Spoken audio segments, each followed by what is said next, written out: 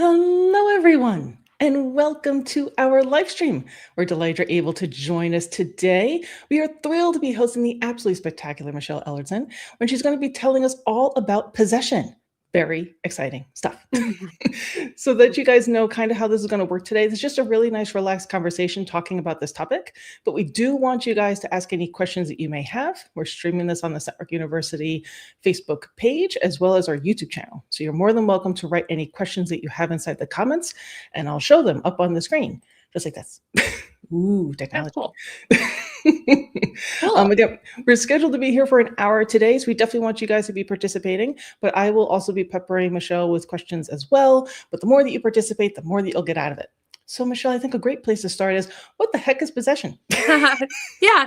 So I come from, I've been training canine nose work since 2009, so for a while. And the other love of mine in the world of dogs is protection work. And we use a lot of different ways to build drive in protection work. And through my nose work journey, I kind of started feeling like I actually want similar, like I want the eagerness to get to source or to odor to the same degree that I want the eagerness to get to the decoy. Like how can I make the decoy is the bad guy, the guy wearing the suit, the guy that the dog bites. But how can I build that kind of attitude? And then what happens when the dog gets there?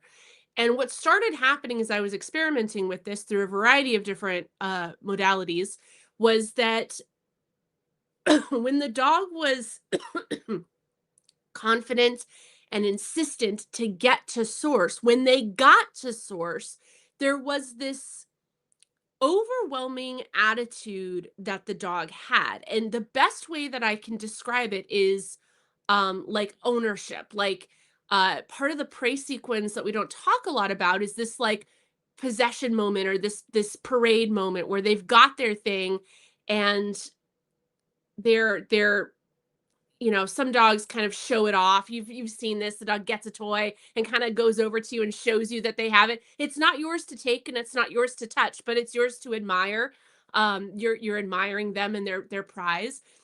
That attitude started happening more and more at odor, and I was like, oh, I really like that. I really like the confidence, the overall just the overall attitude of certainty when they got to the thing that they were driving for. And I started shaping that a little bit. And what it looks like is essentially stability. When they get to, so it's not the look back, it's not the nose freeze, it's the thing that happens before that. It's the thing that happens when the dog internally inside themselves says, this is it. I know it. I am confident about it. And then that look back, the nose free, all of that stuff is their effort to communicate with you. That happens secondary. But what happens before that is ideally, in my opinion, a keeper moment. This is my prize. Now the reinforcement comes from getting my prize. Okay, so is this something that for all dogs is there inherently and we just have to build it? Or is it something that some dogs don't have?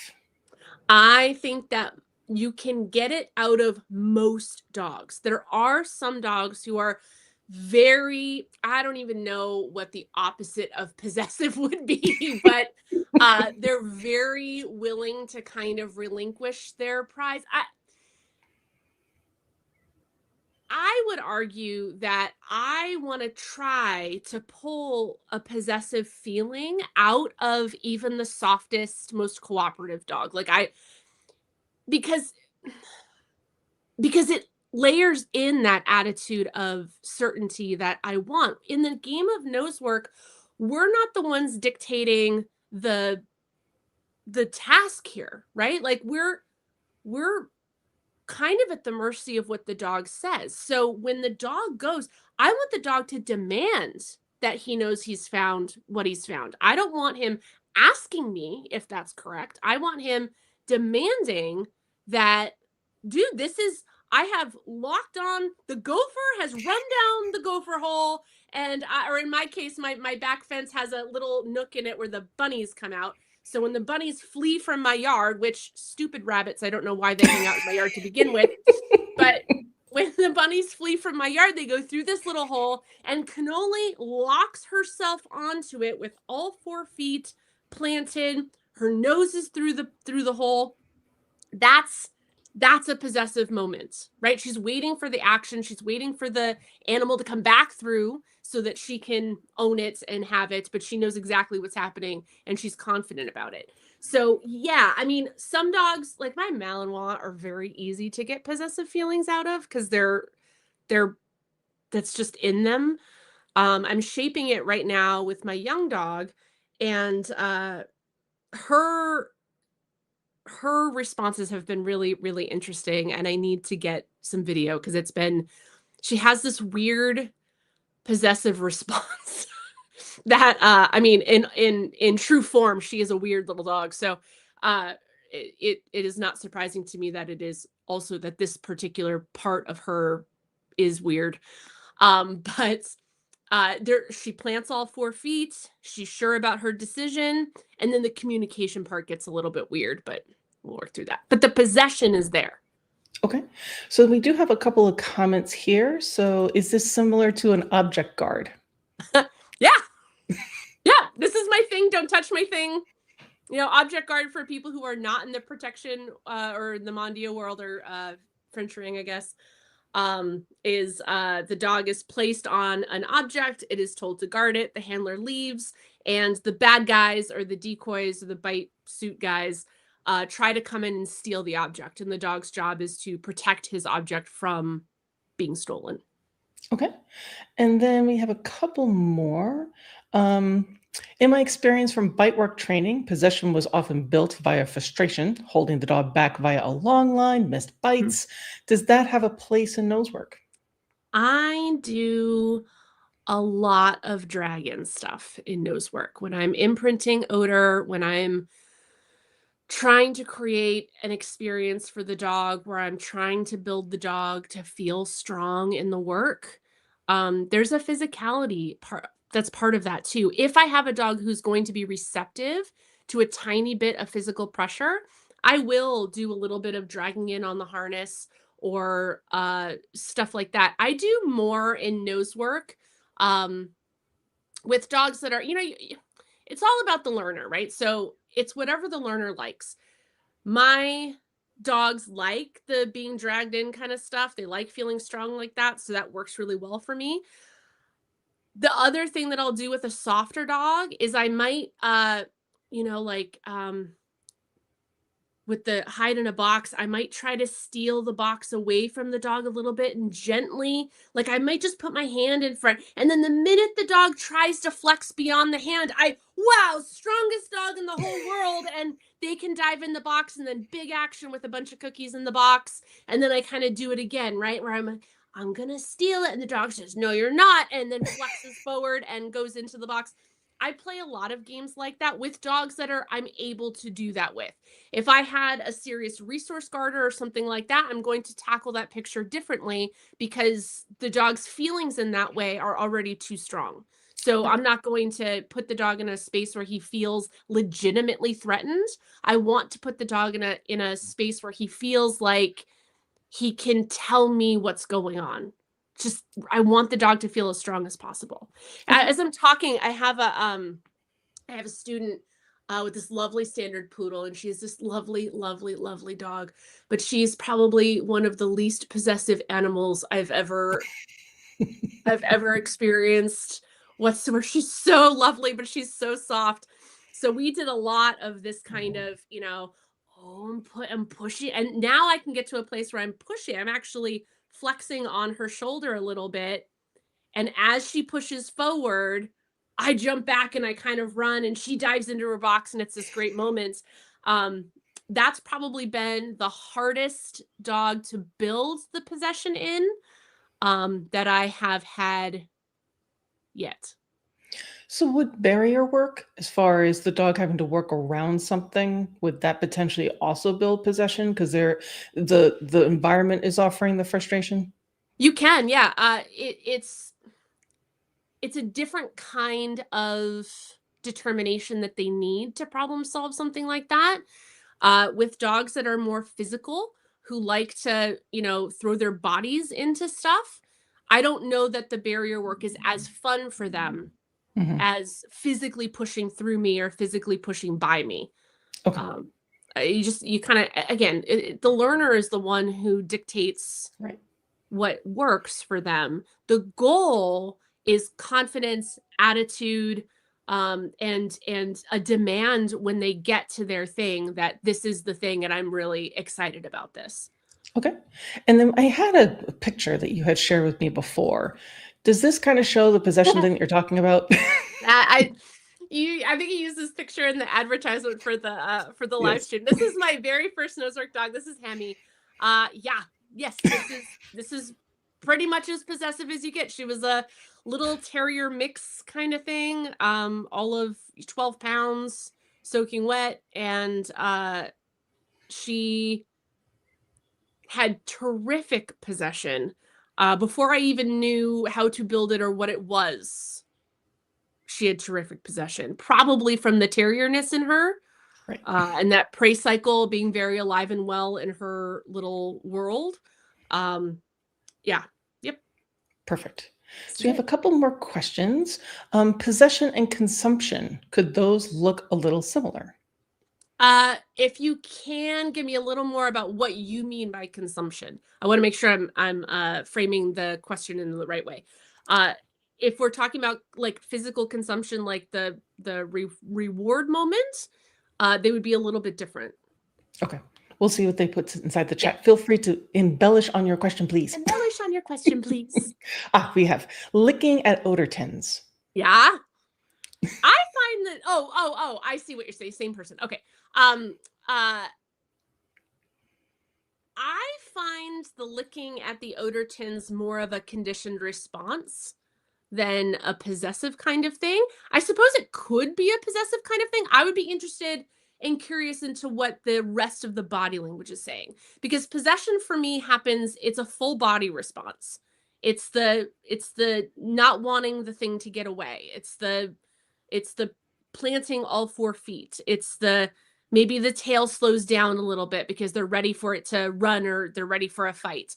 Um, kind of that feel. I want to know what the whole body is doing. Is the spine straight or is the spine curved? Because that matters too. If the dog is getting ready for a chase moment, they're likely to straighten out their spine and plant all 4 feet to get ready for that moment of action. Okay.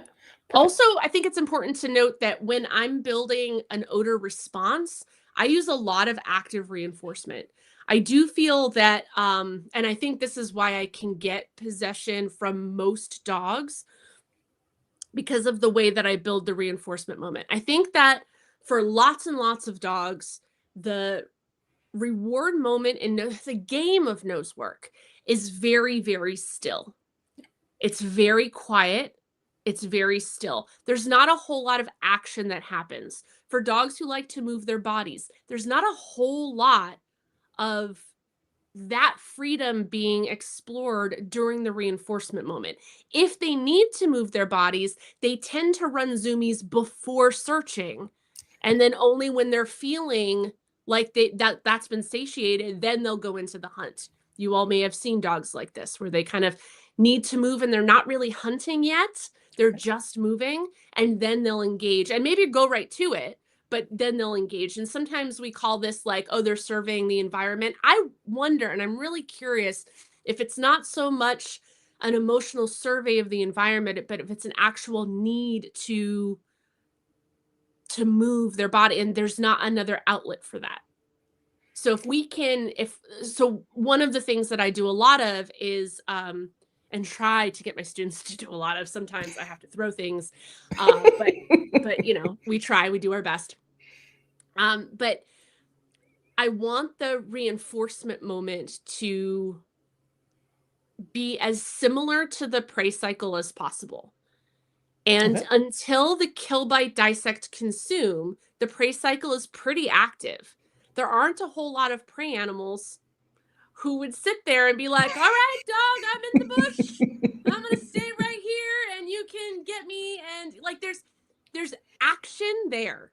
And I want to try to mimic some of those feelings to the best of my ability within the reward process. So whether that's, I do a lot of cookie throwing into the box. And I don't do cookie throwing as a hit the tin, throw a cookie, hit the tin, throw a cookie. That is operant. That is not getting anybody excited about the prey sequence. What I do is as the dog is approaching the box, maybe even before he gets to the correct box, I throw a handful of cookies in.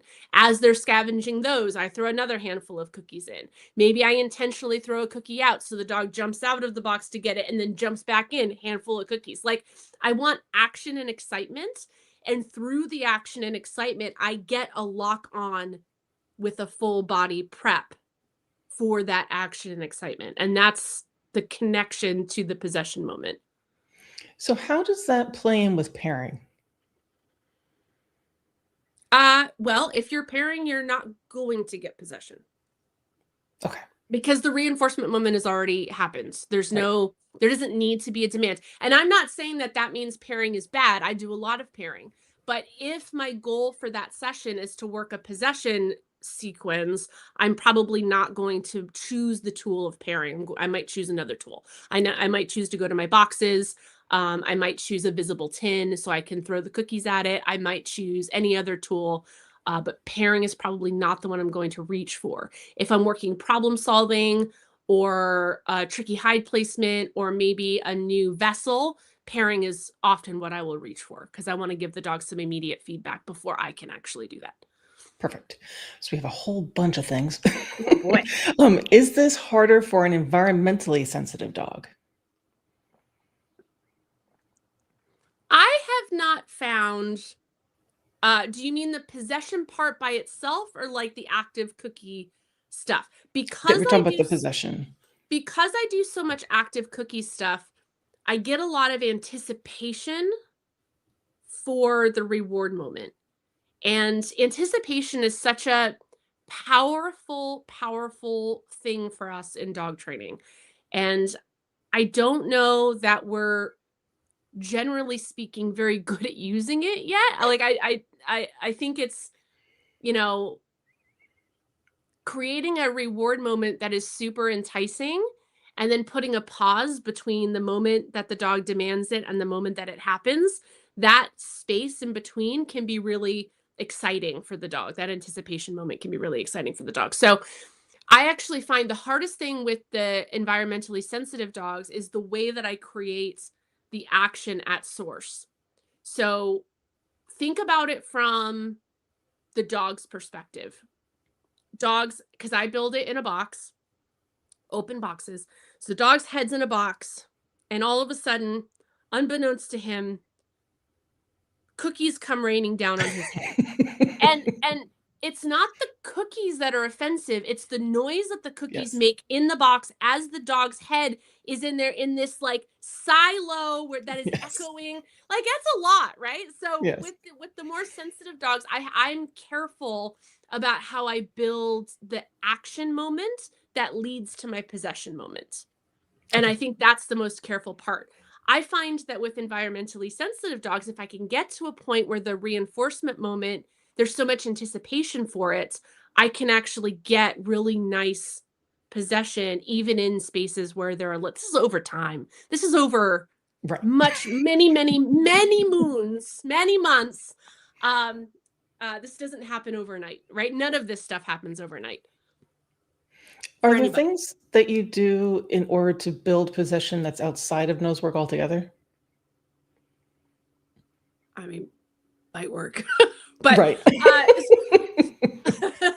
so I have toy dogs and because of that I do a lot of like while I'm playing with them, I'll come in, I'll pretend like I'm going to steal their toy, they chomp down on the toy harder, I jump back, right? Like it's kind of a show, a big Right. show of oh, look how strong you are, I'm so Mhm. scared that you're going to bite me, and they're like, ha, I could bite you, and they don't, but they drive back into their toy like, oh, it's your toy, I'm not going to take it from you, but what if I try, and they chomp down, wow. But like, I want to put a very large caveat in here Yes. that you if you are unsure Yes. if you are unsure how your dog is going to react to a resource, get some help. Like, Yes. contact a trainer, call me up, whatever you need to do. Like, it's you don't get bit. Don't get, like, I'm talking about stuff that is very uh natural for me to talk about because of the other world that I live in with protection work. This is stuff that we do a lot. Um so the way that we go about doing it is we don't jump from 0 to 60. It's not, I'm not going to dive on my dog and pretend like I'm Right. wrestling a toy out of her without teaching her first that, like, I'm really not a threat. Right. You know what I mean? I just want to, like, let's not go to social media and say Michelle made my dog a resource guarder, because that is not what I'm saying to do.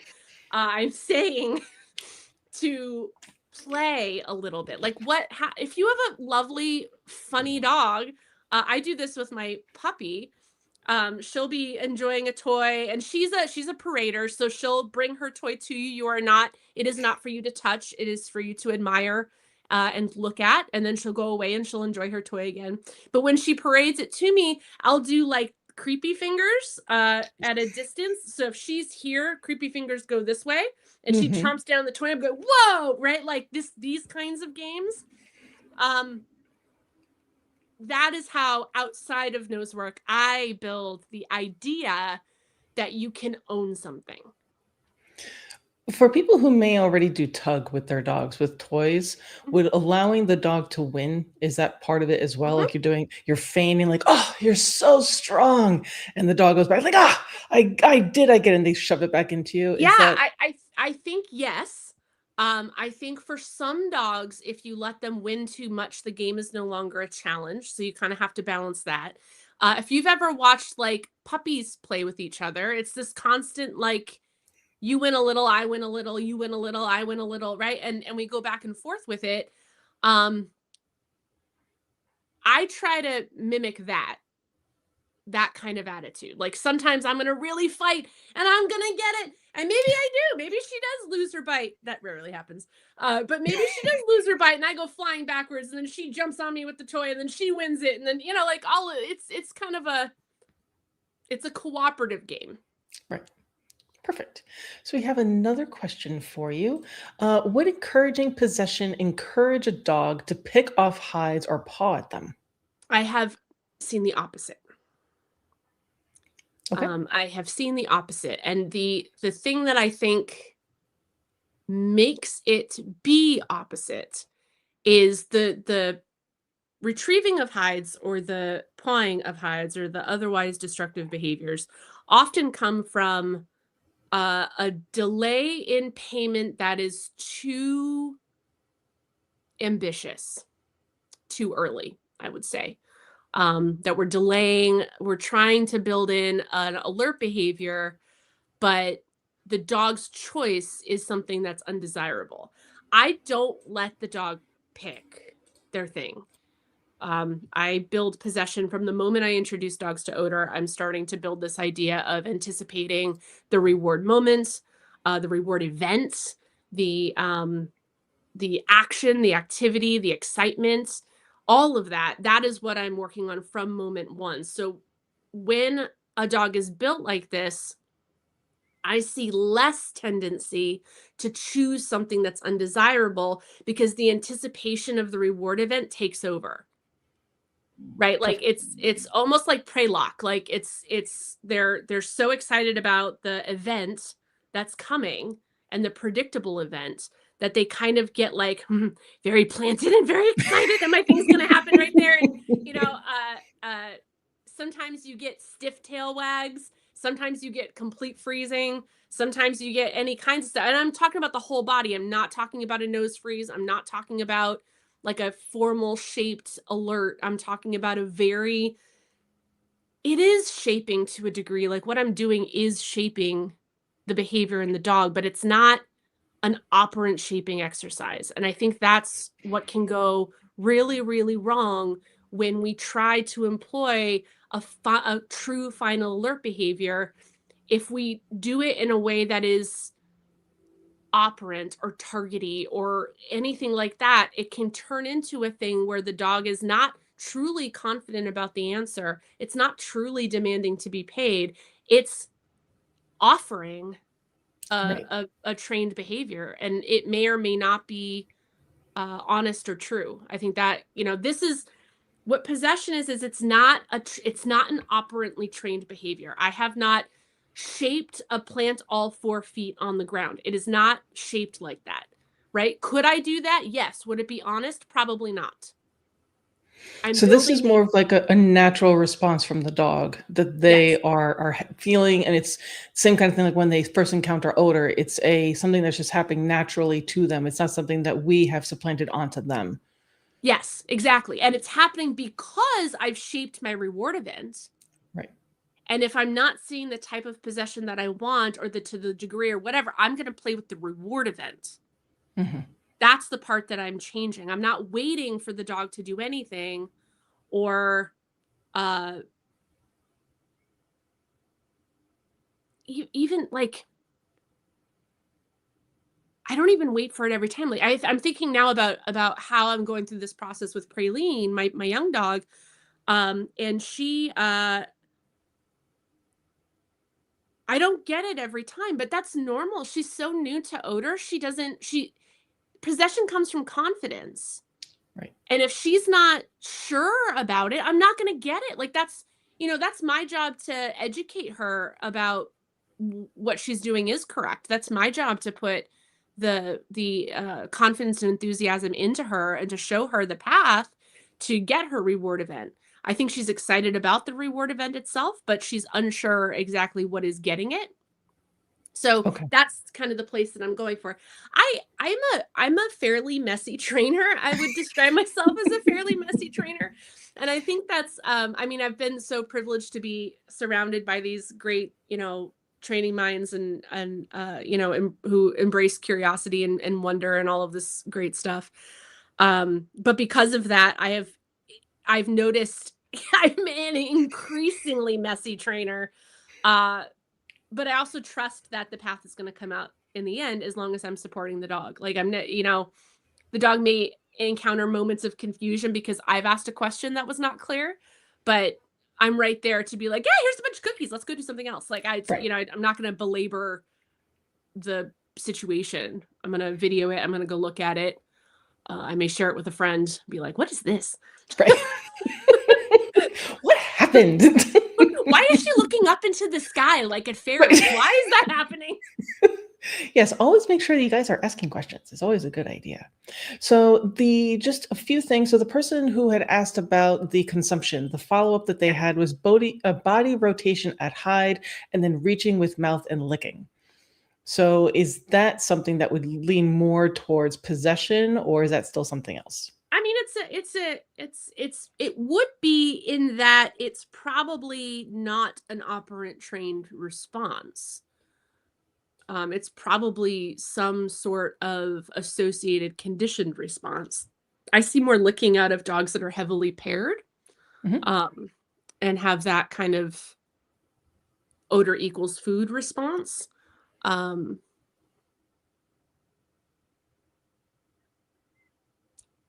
the curved spine, in my definition of possession, this is just me. This is just Michelle's world of uh, body language. It does not tell me that they're ready for the chase. So I don't, and the mouth action would be like a weird grab bite leap. Mhm. So would it I matter? would love to see a video clip of this. Yes, Just because because would it matter if the dog was curved, basically body blocking you as they're curling around the hide, kind of shoulder blocking you, as opposed if to that curling into you? if that was the case and it was blocking the hide from me, I might call that possession. Okay. I also want to build a little bit of a cooperative possession. Like I Right. want the dog to keep it not from me, but like I've got this bunny. Come on. Right. Come on. Let's get this bunny right here. Um which if the dog was doing things that told me that it was possessing it even from me, I would shift my reward process a Okay. little bit. I would ask questions through the reward process about that to see if I could make it a little more cooperative. Okay. Perfect. All right. So we have a couple more questions. You guys are doing awesome inside the comments. You all get gold stars. I had questions, Gold but you guys are stars. doing awesome. So, what about making the box come alive via a box on a leash or a line? Would bringing a prey drive right as the dog is arriving at the box help build possession? I love it. I love putting boxes on leashes. I use it. I have not actually used it in a while. That's an oldie but a goodie. Um, yeah, I used to do this version. Tish, my one of my colleagues here at Pace, um, used to call it bite work, nose work because of all of the like pushing and stealing and running and dropping and all of this active stuff that I was doing with the dogs. And the dogs loved it, but I was doing it at a period of time when I was very, very out of shape, and it is a very, very physical thing for me to do. And I ended up herniating a disc through it. Ugh. And from I was like, well, how am I gonna like? It's so important that the dogs get that kind of active association with this game, that how am I going to do it now that I'm broken and I can barely walk, let alone, and boxes on leashes was my answer. I would hole punch and tether several boxes to not leashes per se, but like line. Mhm. Um, what's it? Paracord. Okay. And I would have the paracords kind of in strategic places so I could move and then pull one and make different boxes move and come alive as if they were prey, and the dogs could run and pounce and like do prey-y things with the boxes. But yeah, that's a fun, like, just play, right? Like, make the odor engaging to the dog over let me hand you a cookie. Right. Right? Let me hand you a cookie. That reward process lasts exactly as long as it takes the dog to get the cookie, chew the cookie if they choose, swallow the cookie, and maybe like lick their lips a little bit after the cookie. And then that's it. And that's not for some dogs, that's fine. But Right. for a lot of dogs, it's not. It's kind of boring. So we actually received recently a bunch of requests for people who are having issues with their dogs where they may be bird dogs or they may be terriers, whatever else, and they're like, okay, this other thing happens inside my search area. There is a bird, there is a critter, and now searching be damned. Now it's all about Yeah. birds and little critters. So Uh-huh. could potentially having something like the box dragging or potentially even making it even more, would you try to have the hide on like a bird decoy or something? Are there creative things that you would try like that? I want to start a thread and have everybody submit their videos about the weird stuff that they're doing with boxes now. But uh my my urge would be to ask the question, to just try it. Try it in a safe space first. What does your dog think about a moving box? Is that weird? Do they not like it? Maybe throw a handful. The way I do it to start is I throw a handful of cookies in the box and then run it. So the dog is chasing the reinforcement and the odor at the same time. And then Mhm. I fade pretty quickly the food in the box. So they're just chasing odor. And then when they get there and they pounce on it, then the handful of cookies goes, bombing in there for them to have. I did a lot when I was imprinting cannoli on odor with it's a old I think it's from Narcotic World, technique of using scented towels Mhm. as tugs. And I did a lot of that with her. Um, I've never scented toys, but you scent a towel, you roll it up, you tape it, and then go hide the towel. So when she finds the towel, she can retrieve the towel, bring it to me, and we tug. It's messy. Um, you will contaminate your environment if you're doing something like that with the oils that we use. Um, I've played around with putting it in drilled PVC pipe as well. That's a little cleaner, not as fun to tug with. She didn't like it as much. Um, putting it on a decoy, I'd try it. There you go. See? For all those vendors out there who are making all these 3D printed things, go Yeah, make us yeah, some yeah, bird and rat decoys we can put our hides in. yeah, yeah. Most of the time, if you can figure out what part of the price sequence the dog really likes and really think about how to make your reward process mimic that part of the sequence, you can get through all of these problems for most dogs. Perfect. All right, so we have a couple more questions here. Would this help a very prey-driven dog that really struggles with focus? So kind of similar to what we were just talking about as far as where they may be focused on critters or other kinds of environmental things. Was this something you think that would help with that as well? Yeah. I mean, my question is almost always it's worth a shot, right? Like, if what you're doing is not working, then it's time to get creative and it's time to think out of the box a little bit and it's time to get a little bit messy, right? And all I mean by messy is your final alert behavior might not look exactly like you want it to. Who cares? Your start line might get a little bit wonky there for a minute as you rile the dog up, as you build arousal for the game that they're about to play. You can fix that later. Like it's letting go of some stuff to build the overall attitude of the dog. And that, if you have good attitude about the game, all of that other stuff you can work. But if the attitude for the game is missing something, that Mhm. is your number one thing that's your number one opportunity. Perfect. All right, we have another one. Do you have any thoughts about the scavenger style dog using possession in the scavenger side, and how would you adapt to that? I've been thinking about this.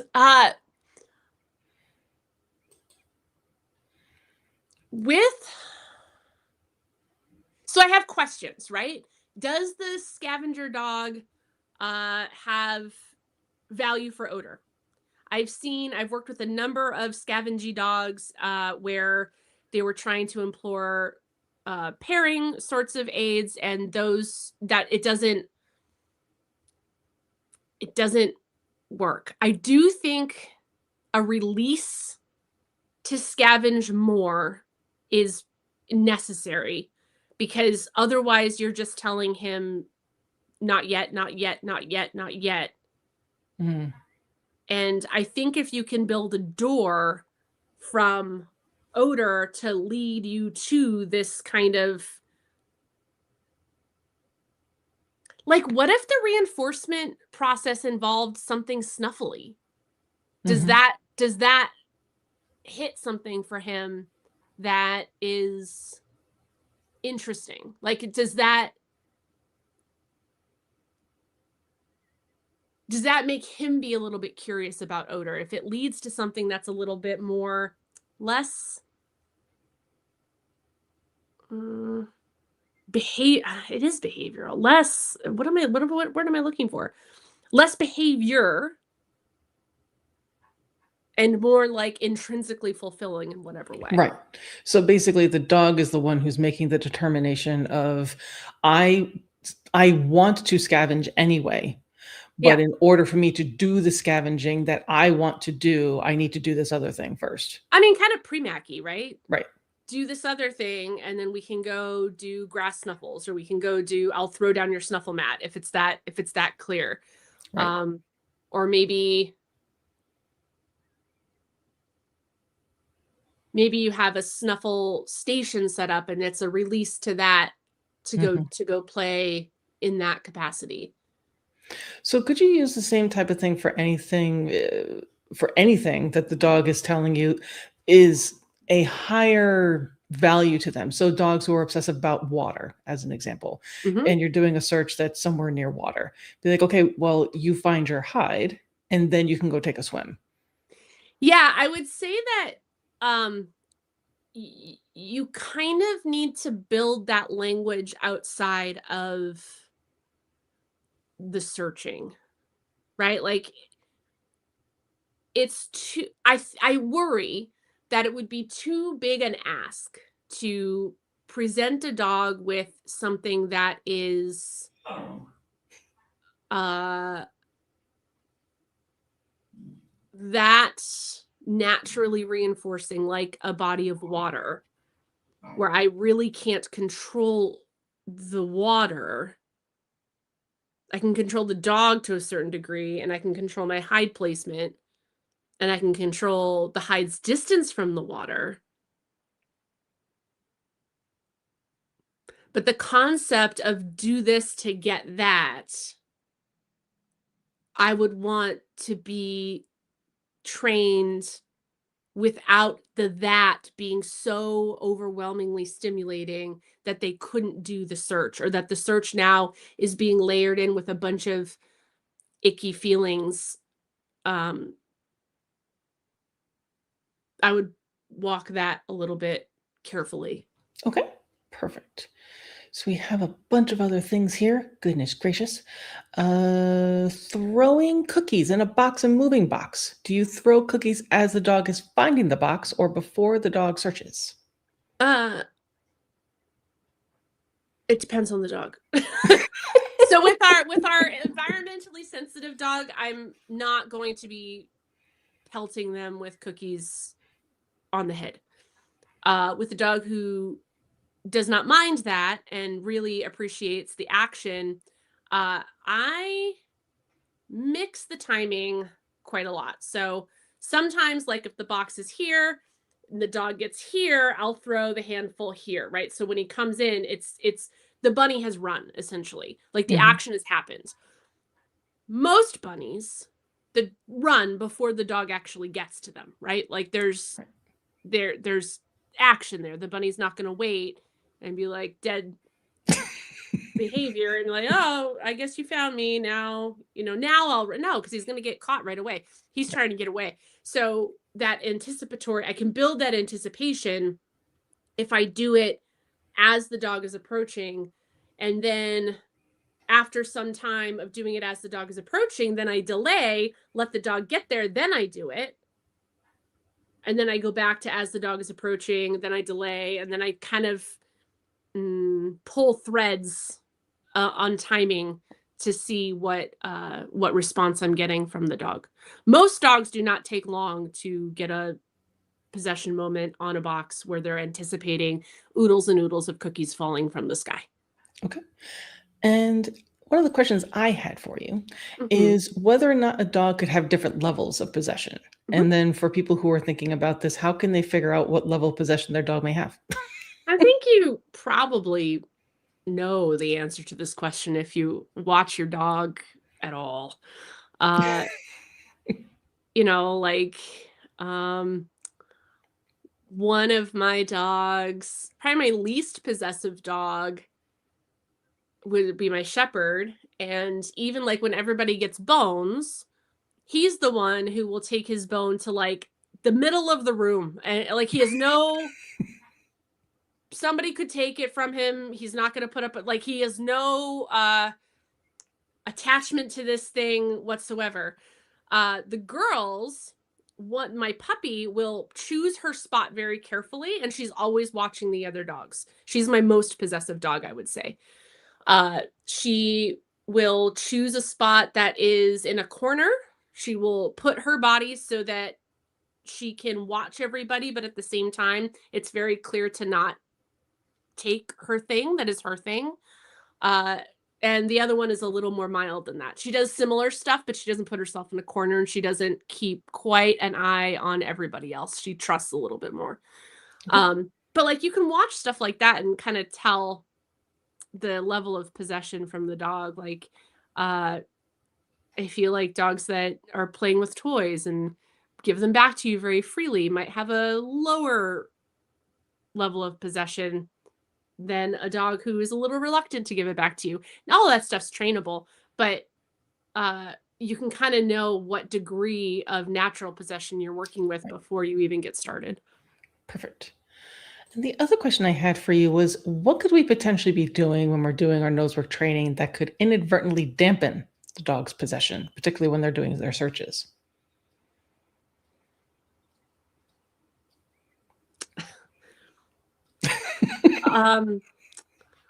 I want to not have a filter for a second, and I'm probably going to cause some ripples, but I'm going to do it anyway. Okay. Bad marker timing. Bad marker timing is going to answer questions rather than require demand. Notice, like, when I'm doing my cookie tosses in the box to build possession, to get the dog to be confident, to build the attitude, I'm not using a marker system in those moments. And I'm not using a marker system in those moments because I want the dog to be the one to embrace the certainty that the cookies are coming. I want the dog to embrace the certainty that the event is coming. And by omitting the marker system that outwardly confirms for the dog, I can get that. Now, I do use marker systems. So I don't want you to think that, like, oh, Michelle's going on the record as saying marker systems bad. No, I said bad marker timing is the enemy here, but I would also argue that bad marker timing is probably the enemy to most of the things that you're trying to build in your dog. I do use a marker system, but I don't introduce the marker system until I already have this kind of like established attitude about what we're doing, this conditioned response to odor, this kind of natural knowledge that they're right. Right? Because what I see for people coming through in-person programs, especially, and the online programs, but mostly the in-person, is their markers are, the dog is not sure. The dog's body language is screaming uncertainty. And they kind of do this little hesitant look back, and the handler marks it eagerly because the dog does happen to be correct. And it's not building the confidence that they think it is. Right. It's creating confidence in the question. It's creating confidence that my handler is going to answer it for me. Good marker timing isn't requiring the question. It's putting information ahead of where the dog gets uncertain. Right. If that makes sense. It does. I'm sure a lot of people are like, ooh. Yeah. Sorry. Beat me up in the comments, whatever. No, it's totally fine. And I don't think that it's because they're upset over what you're saying. It's because it's highlighting that what we're asking people to do is hard. And they don't know when to do it. Yeah. It is so hard. I get it. I 100% get it. So the other thing I had for you is whether or not you would see the same level of possession in all of the different search elements, or if there are certain search elements that you may see different types of possession in, or does it matter on the dog? I wouldn't say that the elements differ. I would say that the hide type differs. So, like, you're not going to get possession for an inaccessible. I don't want possession on an inaccessible. That's not something that is, in my opinion, possible, right? I get pursuit on an inaccessible, and it's up to me as a handler to read that pursuit and be able to call it accurately. That helps my dog be really honest about the idea of it being inaccessible versus pooling. Right? If they're making snap decisions and falling into this behavior that we've trained, which is, again, not what possession is, but they're falling into the physical behavior that we've trained, then it's easy for them to get tripped up by trapping and pooling odor because they're not doing a full investigation of it. They're not valuing the pursuit as much as the finished picture. Topic for another day. But yes, high hides would be the same thing, same kind of idea, except instead of a horizontal pursuit, you get a vertical pursuit. But I don't want possession there either. So, but would you want to be building your possession? So basically, for people to try to wrap their brains around this, is Mhm. possession something that you view as a foundational thing that you're building Yes. from the very beginning? You want that first, and then you're layering on top of it? Yes. And do you Yes. go back to it regularly when you're doing training, or is it a one-off Yep. thing? People always ask me what game, what, they don't even say what games because people don't think like that. But what should I be doing before a trial? I'm going to a trial in 2 weeks. I don't know what I should be doing with my dog leading up to a trial. Vehicle wraps, open straight row boxes, and possession games are what I do leading up to a trial. It's fun. It builds confidence. It builds motivation. These are the feel. It builds good attitude. These are the things, these are the feelings I want my dog going into a test with. I want my dog to think about odor being the most fun thing she's ever found. I want, even if I can't do the big reward event at trial. Yeah, we've done enough training. So she understands that the big reward event is not an always thing, it's a maybe thing, right? Like that's something you have to kind of fade to. But once you have possession, it doesn't really go away either. Okay. And are there things that people should be looking for when they're working on their possession stuff, as far as how they be able to tell whether or not it's going well? So, my always concern is that people are missing signs that things are kind of going off the rails a bit. Mhm. So, are there certain things that they should be looking for when they're potentially trying to work on this stuff?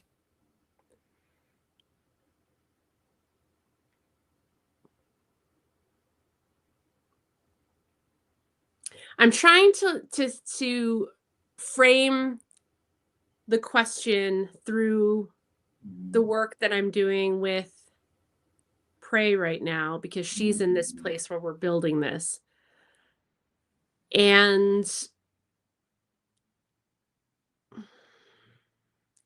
like I said before, I think it's important if you're training with questions in mind, it's important to embrace the mess a little bit. Like the first time you try it, it's going to feel really weird and the dog isn't going to know exactly what to do.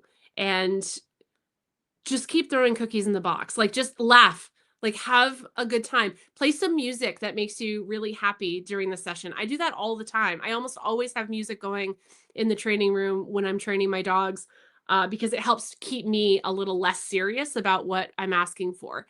Don't try to do this with a trial next week.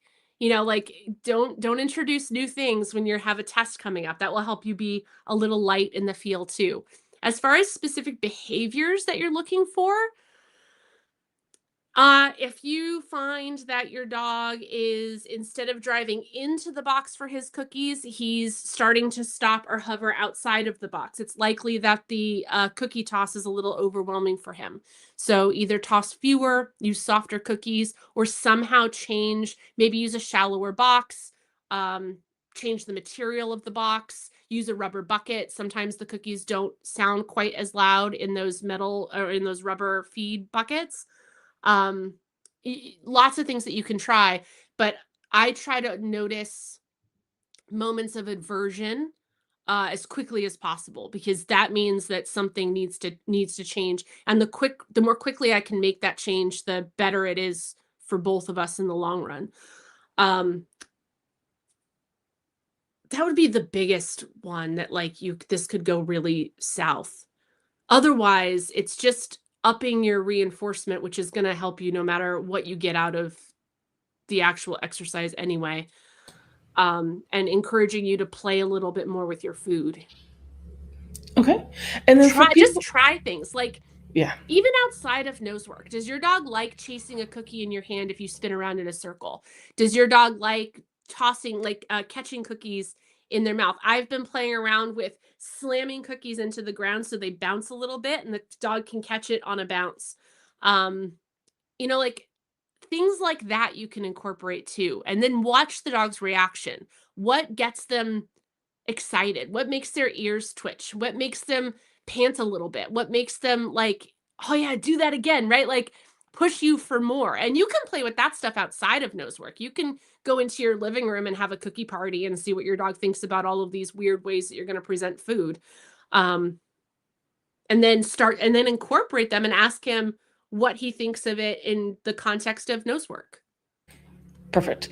And then just a final question I have for you as we're starting to wrap up. For our fellow colleagues who may be saying, oh, this is amazing. I want to maybe offer this in class. Do you have any suggestions for them as far as maybe they should go through with their clients what you were just talking about, or maybe the clients can play with some of the treat games at home first, and then That the way that they should incorporate it in class as well? that is a awesome idea. I do usually in one of the intro classes, like the first 6 weeks that people are with me, we do a whole class that's just on like play with your dog. We don't, it's not about searching at that point. It's about kind of shaping and figuring out the reinforcement process for that dog and figuring out what sparks them and what brings joy to them, and how can we, we talk about the prey cycle and we talk about the different parts of the prey cycle and what each the way we deliver the cookies helps highlight a different part of the prey cycle for the dog. We play with lotus balls, which is a great, if your dog likes dissect consume, you can't beat a lotus ball. Clean Run has these wonderful rabbit fur lotus balls. They're a hit. I have several. And you put a couple cookies in it, right? Toss it to the dog. They can dissect, they get the food, they consume it. It's a great way to expand your reinforcement process for the dog. That was a Perfect. like Wendy Crable uses that quite a lot, I believe, is the lotus ball. Perfect. And then we did have a question for you if you just wanted to tackle this quick. Can you talk a little bit more about vehicle wraps and the way that you would want to be working on that? Maybe could that also be something that you're building with your possession? Yeah, there's a whole webinar on vehicle wraps actually that you can go find more about it. But very briefly, a vehicle wrap for me are approximately 6 tins, visible, not hidden. It's not a secret sneaky thing. But I put them at about nose height all the way around the car. And there's a couple of ways that I play a vehicle wrap game. One way is I set a timer for 2 minutes and I let the dog wrap the car as many times as they want to, or as many times as they can. We hit hides, I pay them all. It's just about bringing importance to the vehicle and having the dog practice wrapping the corners, which is the hardest part for most vehicle searches. As far as possession goes, when I'm doing games and stuff like that, I'm not putting a whole lot of emphasis on any kind of decision or final alert behavior, because when I'm playing games like that, I have a very specific role for that game. For vehicle wraps, for example, the specific role for a vehicle wrap is to bring importance to the car and to build the habit of wrapping the corner of the vehicle. So I don't care so much about the possession piece or the final alert behavior piece. I just don't care. I get in there really fast. I feed a couple, off to the next one. There's 6 hides around the car. We have oodles to find, and we just keep picking them off. I feed a couple, on we go. Feed a couple, on we go. Feed a couple, on we go. We go around and around the car until my timer goes off. And I do that several times before trials, before NW 1, 2, and 3. I don't do it so much early, but Okay, perfect. And just as we're starting to wrap up, is there anything that you wanted to wrap up with, maybe in talking about curiosity? Because that's something you've been bringing up quite a bit, and something that I know that you're hoping more people can can have when they're doing their training. so that is directly inspired by my friend Crystal Wing. If you do not know her, you should go find her. Um, it's something that I've been longing for, almost permission to be a little bit messy with my training, because when you're asking questions, you don't know the answer all the time, right? Like I'm genuinely interested in what my dog is going to respond to whatever I've presented with her. And sometimes when we don't know the answer, the dog's response is something that we had not anticipated or predicted. And when that happens, sometimes the training gets a little bit messy, because then I have to pivot a little bit in response to what she's doing. I have to change maybe my ultimate goal for that session. I have to do that a lot with Praline because I can't always she's just a special little creature, and I can't always anticipate where her mind is in that particular time. So I may set out to do one thing, and she's like, "Well, time out. That's not going to happen today." I was like, "Okay, cool. Let's go do this other thing." She's like, "That I can do. Great, perfect. We'll start there, and then maybe I'll ask you this question again. Maybe I'll abort the question." But the attitude of bringing curiosity into your training, I think, for me personally anyway, it's really freed up my creativity in terms of what I'm willing to try. It's helped me let go of some of the like rules of dog training, like some of the things that we think are have tos. Why are they have tos? What makes them have tos? Can I ask a question outside of a have to just to get an answer and maybe move on from there? Maybe cycling back to the rule form of whatever I was doing, or maybe not. Maybe something else entirely is going to work for me.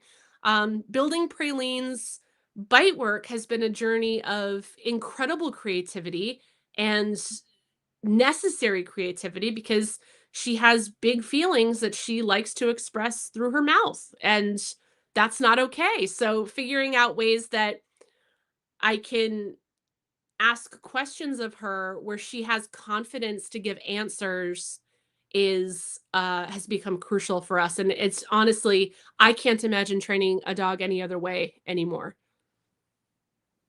Yes, stay curious. So I want to thank you very much, Miss Michelle. This was awesome today, but I want everyone to know more about what you are offering. So you are a very busy little lady. You are always so generous with all of your time. So you have offered so many things to Central University. But the other thing that you're doing is everything through your personal business. So can you talk a little bit about what you offer through your Patreon and through the Pace Lounge, please? Yeah, so the Pace Lounge is a membership insiders group. So it's $50 to join for your lifetime. You only pay once. And in the lounge, we have monthly contests run by Kelly and Kathy. We have, I've tried to do live Facebook lives on whatever people are curious about. The Facebook Live interface, I don't love, and I can't always see the comments and stuff that come through it. So I'm working on shifting that. We did for the vehicle handling webinar that I just did for Centwork University. I did a bumper vehicle handling review for the lounge where I looked at the videos that we did not have time to go through in the webinar, and we looked at them through the scope of the webinar. So whatever, like the idea is that people would take the webinar, have at least trained with me and knew the lingo, and then we could look at these other handling examples. And that was a big hit, and it was fun for me to do. So I think we're going to be doing more of those where people can submit videos on a given topic, and then I'll schedule a Zoom and we'll look at them together. And I can give you my thoughts on what I'm seeing. What else do we do in the lounge? You get priority access to a bunch of stuff if you're local to me. Really, that's a local perk. But yeah, lots of fun stuff there. And what about your Patreon? Yeah, Patreon is the place to go for coaching. If you feel like you want a little bit more hand-holding in the possession stuff, really anything that you're working through, the Patreon is a monthly membership program.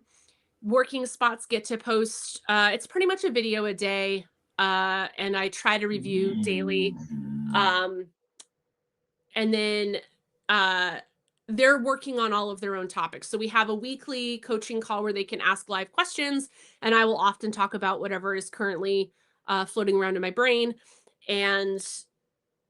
But their threads are very much their own. So we have a couple people working on specifically leash handling. We have a couple people working on elevated hides with little dogs. We have a couple people working on what else are people doing? I don't know. There's all kinds of stuff happening in there. Yeah. Perfect. It suits my ADD brain very nicely. Well, every thread is a different topic. It's great. Well, that's perfect. Well, I have to say, you did a very, very good job with today's little live stream. I want to thank you very much. I also want to thank everyone for joining. You guys were amazing inside of those comments. Thank you so much for all of your questions. But I'm sure you could probably hear my tiny terrier is less than pleased. So he wants to go off and do things. But Miss Michelle, thank you so very much. We really Of do course. appreciate you. Of All right, course. everyone, please make certain that you give a cookie to your puppies for us. Happy training. We look forward to seeing you all soon.